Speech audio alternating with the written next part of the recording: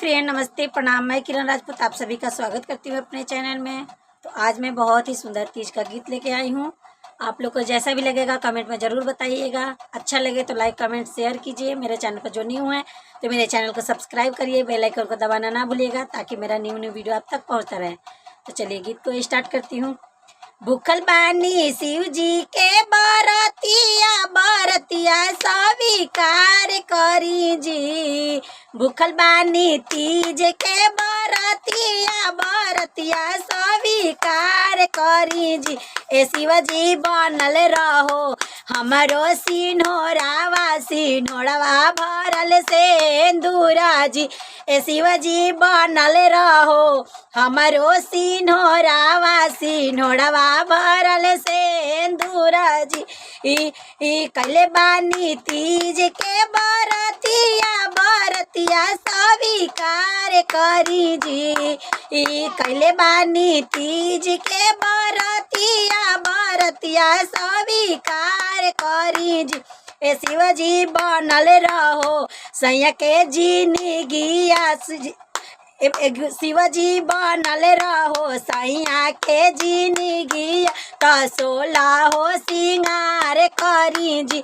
ए शिवजी बनल रहो सैया के जिंदगी तो सोला हो सिंगार करी जी।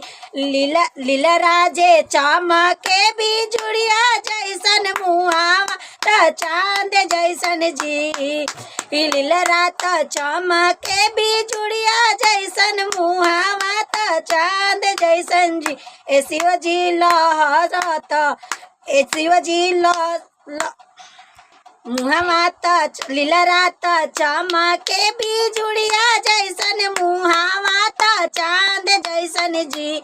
लीला रात चमके बिजुड़िया जैसन मुहावा तो चांद जैसन जी। ए शिव जी लमहर कई दी उमिरिया त जोड़ी बनवले रही जी। ए शिव जी लमहर कई दी उमिरिया त जोड़ी बनवले रही जी।